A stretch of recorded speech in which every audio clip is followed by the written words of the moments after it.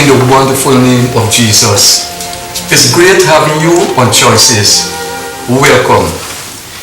We look forward to this opportunity of coming into your space. It's a great opportunity and we welcome it.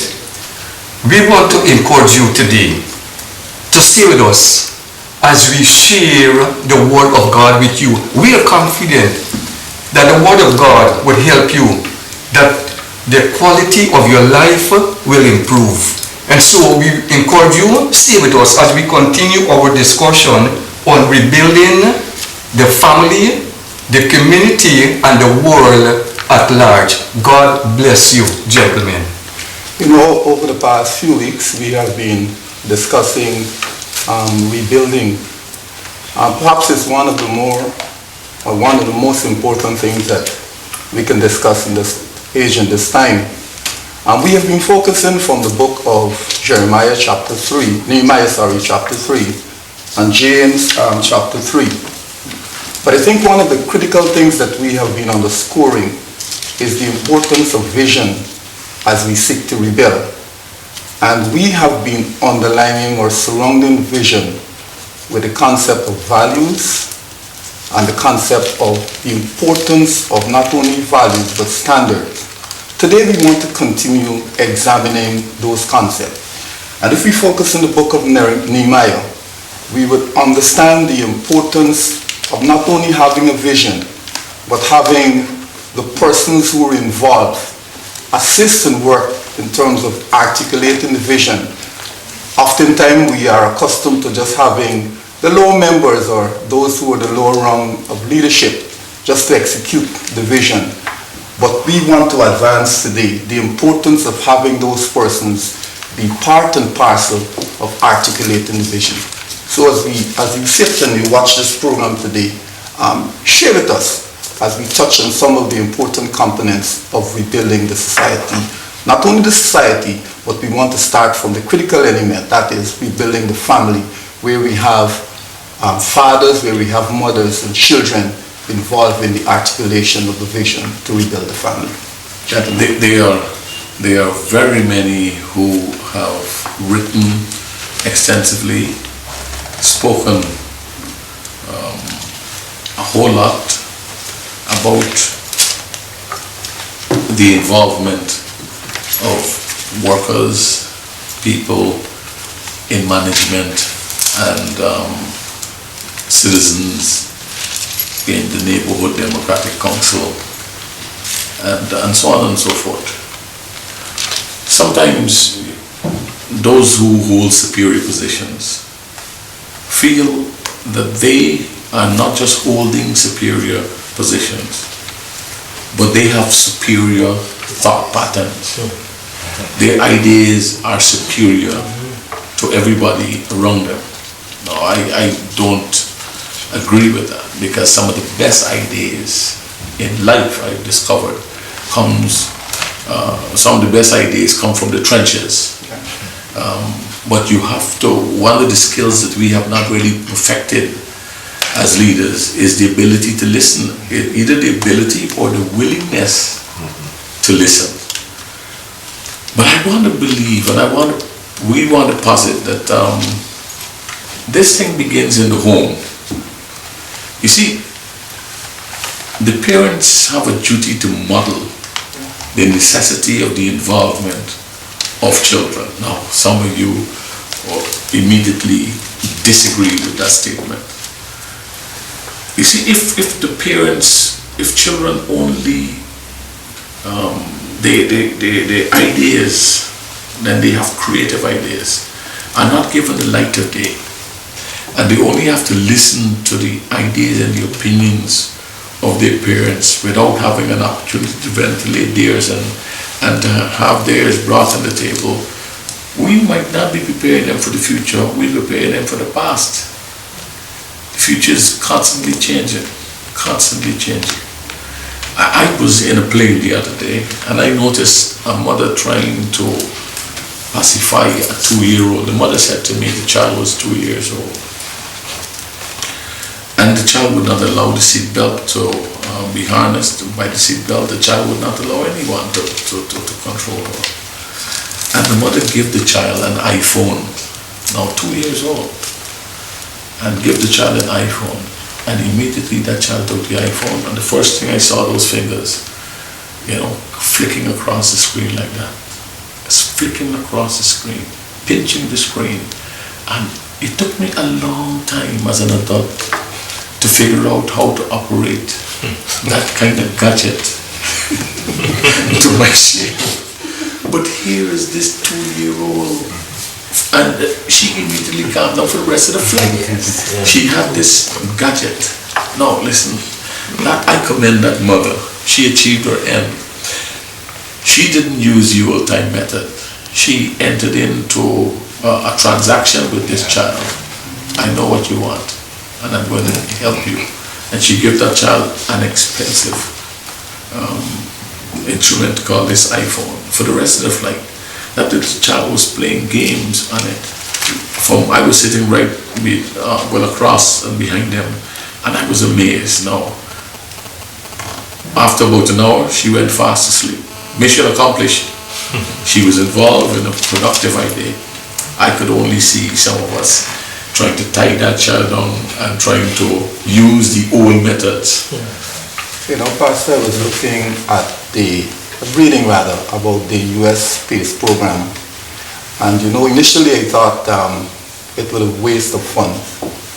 But then, as I read further, I understood the importance of research outside of this present atmosphere, or outside the force or the pull of gravity. Sometimes in the homes, the children are strapped by the views and the perception of the parents, which oftentimes are affected by prejudices and some of the ills of society. But back to the outer space research, I found that up in the atmosphere there, the research, whether medical or scientific, the scientists are free to do the research there because the force of gravity does not affect whether the molecules or whatever they are researching. And I was amazed to find that some of the very microchips that we use in our iPhone, the iPads and all of that were developed in outer space because the scientists were not locked into what was happening here. They were free, they were able to explore, and the molecules were flowing freely around. The point I want to make here is that children oftentimes are not hindered by the prejudices that affect us as adults. And if we listen to their views, obviously I agree that as parents we need to guide them, but as they grow and they are not hindered by the views that affect us as adults, we will hear some ideas coming from them, and we should allow those ideas to flow. Encourage thinking, encourage critical thinking, encourage them to develop their brains as they share ideas, they expect views and opinions. I think if we allow that to flow, obviously we are on the right track towards rebuilding the society and the family. One of the presidents of the same US space program, he commented earlier when someone asked him about his career. He made commentary of his father. He referred to his father systematically taking him to the Natural History Museum there week after week. And I believe those experiences enabled him to make a career choice. And so we never know where our children will end up. But we have a responsibility to charter a course to help them to make those informed decisions. The whole idea is nurturing and creating an enabling environment. And that is done within some kind of framework. Nehemiah had a framework that was amazing. Even though he was in a foreign land, his value system was founded on principles of Judaism. And so even though he was working among foreigners, the man's value system was just as strong as if he were back at home in Jerusalem. And so the point of technology and science engineering, mathematics, they're very critical for us, and we should not wait on some activity outside the family to understand this. So we're pressing families to begin to understand. Rebuilding assumes that the building was there before. Something went wrong, and now we are attempting to correct. Now, if you're correcting, you cannot use the same method that produced the destruction in the first place. Einstein describes that as insanity. You know, these little things called these smartphones, and there are so many around the world. I read the Times magazine the other day. The Times magazine said, the average, not the top end, the average smartphone today has more computing power than the Apollo 11 spacecraft. Could you imagine that? That little instrument that we walk around with, it has more computing power. So young people use it to text, to tweet, to all the different things, and I'm not even sure what to call and so on. Adults probably use it just to call. But those phones are quite capable of lots of things. So adults, I mean, here, if you have a problem, you don't understand how your phone is working, it is a child in your home. You don't have to go to a technician. It is a child in your home. It's so true. Give your phone to the child and tell them what you're looking for, and you might have to pay that child. I find it interesting because just as we romance the concept of rebuilding, it is becoming heavier on me that all are involved, all are consumed. And this whole concept that us and them, I'm higher and above you, you below, you don't have an idea to share in a rebuilding process, seems to be trash, pure trash.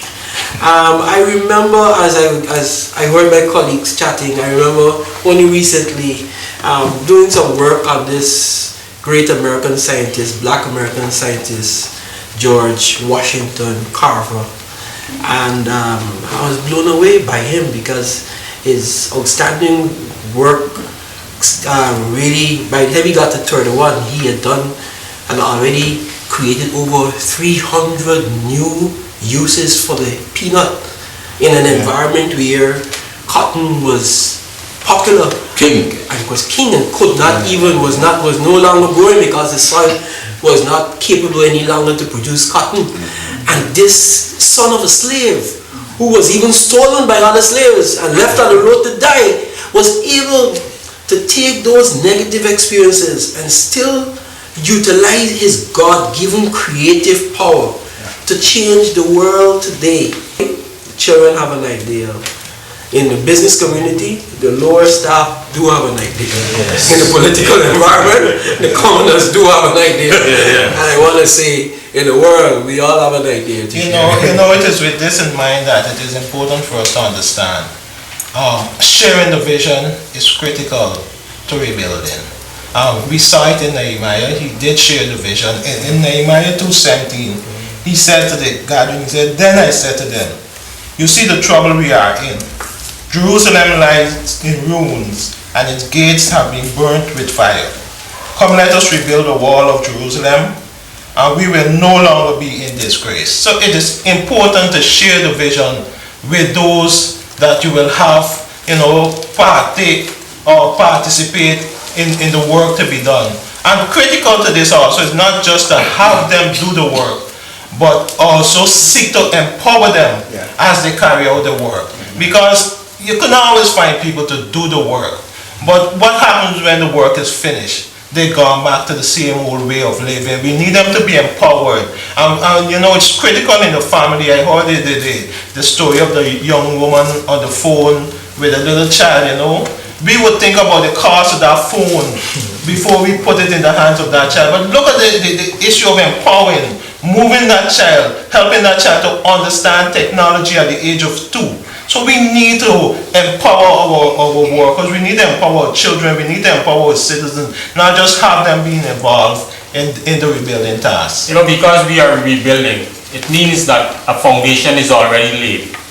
And for the process to continue smoothly, we have to get all those who are involved in full participation, that is, sharing their views and walking along with the leader to make that rebuilding process a success. Hear what it says in 1 Corinthians 3:10. By the grace of God, by the grace God has given me, I laid a foundation as an expert builder, and someone else is building on it. But each one should be careful how he builds, for no one can lay any foundation other than the one already laid, which is Jesus Christ. So as a builder, when you lay your foundation, your rules and your guidance in your home as a parent, you have to consult with God, and having get that vision and that thought, then it will be a perfect and a firm foundation for. Look at this model. Nehemiah 2:11. So I came to Jerusalem and was there 3 days. Then I rose in the night, I and a few men with me.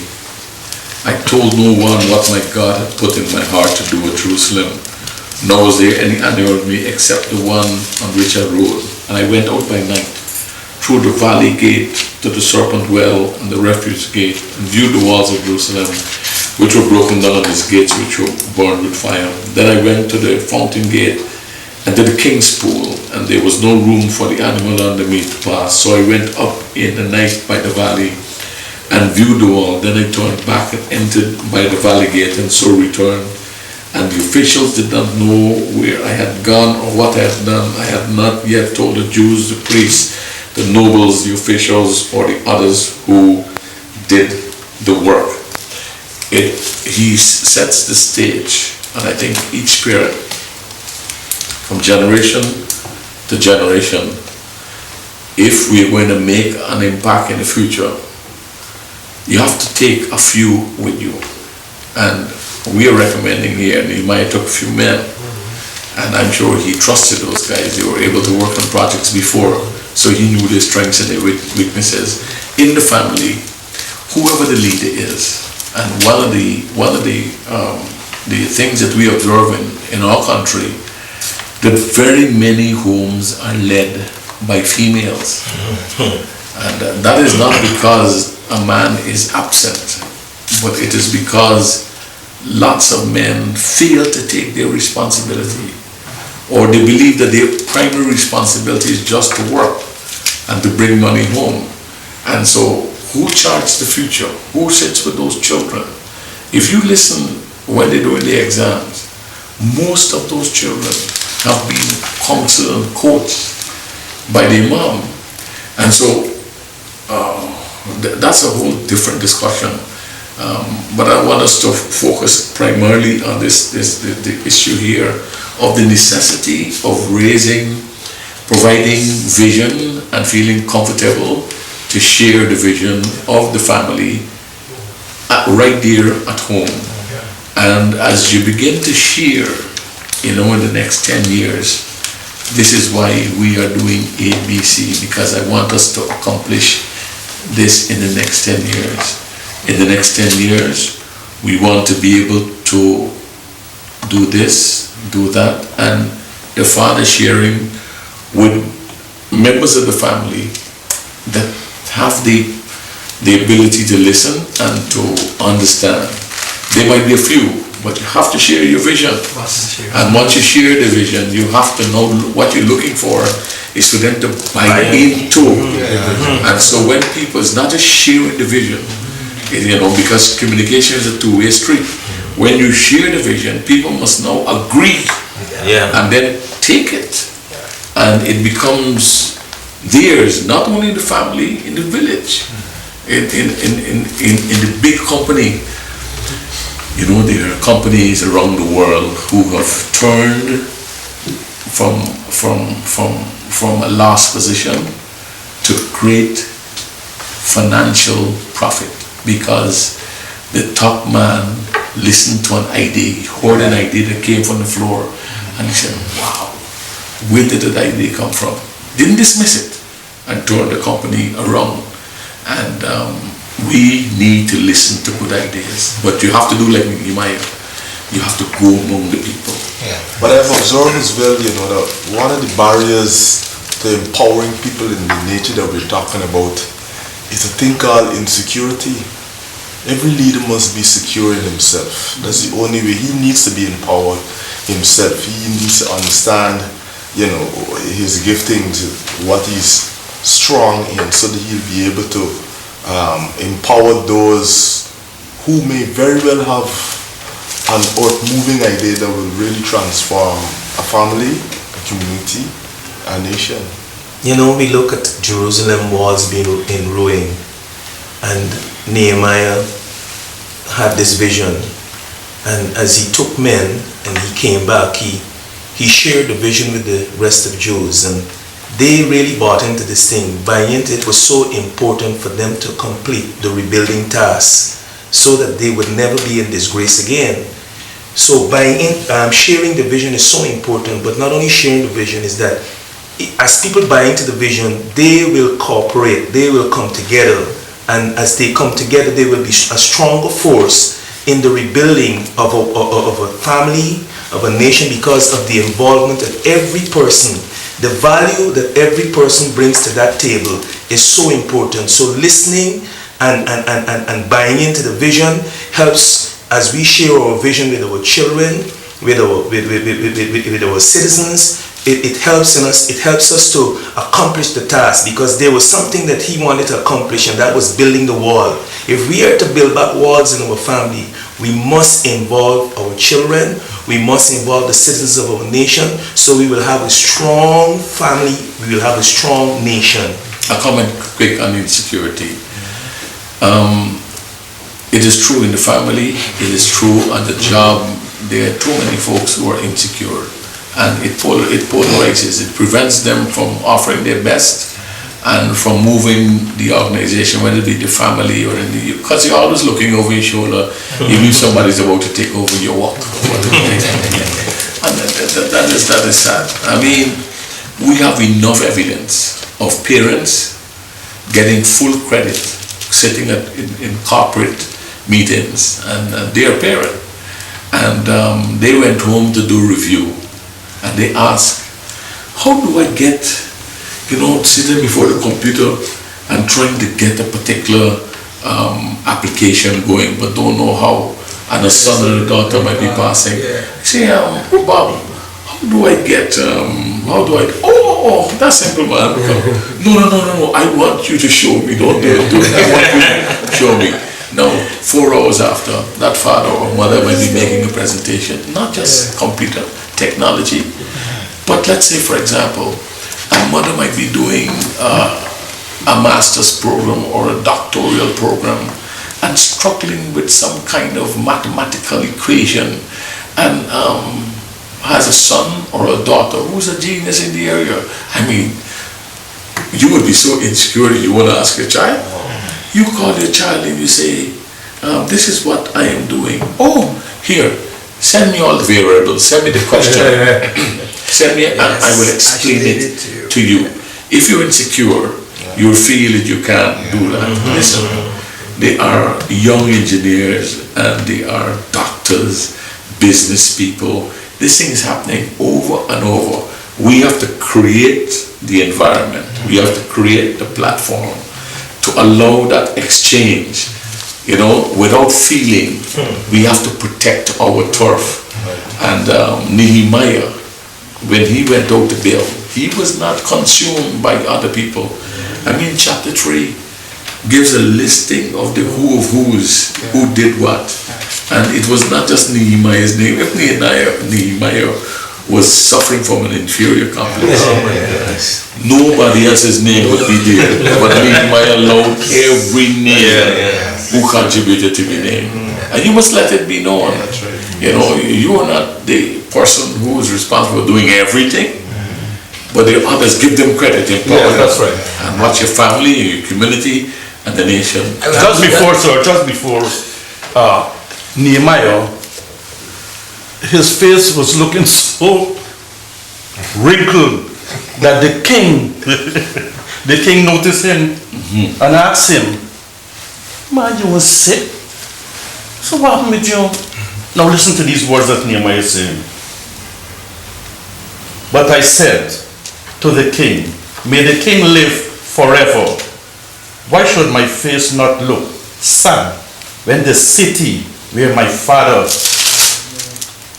are buried lies in ruins and the gate have been destroyed? Nehemiah was talking about Georgetown. He was speaking about Jerusalem, sir. But I think his words fit Georgetown. When we look at the garbage, when we look at the state of affairs, Yes. I am truly sickened like Nehemiah. But you know, I think lots of us as residents and citizens, we contribute to that process.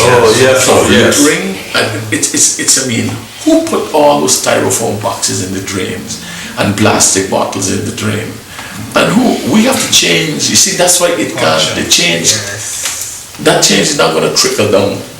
It can trickle up. That's right. We have to create a culture in the home where we say, everybody, do not dump. And in every family, so whether you have your real person in charge or you have no one, we are in charge and we will take personal pride to keep the place clean. One of the other things is being genuine in your concern. I mean, we can't help but reflect on Nehemiah. He was in a foreign land, but he was genuine in his concern for what was happening back in Jerusalem. And the pain he experienced, he took it with him. And he was able to share this burden, you know. And so as a leader, whether it's in the family, the community, or the nation, we must be genuine in this rebuilding process. If we're looking for fame for ourselves, then, you know, we have missed the mark. Let us be genuine as we seek to rebuild our nation. Well, it begins one step at a time, one stone at a time, one tile at a time, one zinc sheet at a time, one stroke of a paintbrush at a time. But more than those physical things, we believe it starts with the recognition of a certain set of values. Yep. And not just the recognition of these values, the documentation of these values, and the sharing of these values, and the consistency of holding on to these values in our homes, in our schools, in our communities. We'll see you next week. Thank you for being part of Choices. We want to encourage you to join us at First Assembly at any one of our regular weekly services. You can also join us on Voice of Guyana, 9:30 hours Saturday mornings for Kingdom Kids. I'm Celicia on behalf of the set reminding you that your whole life is the sum of your choices.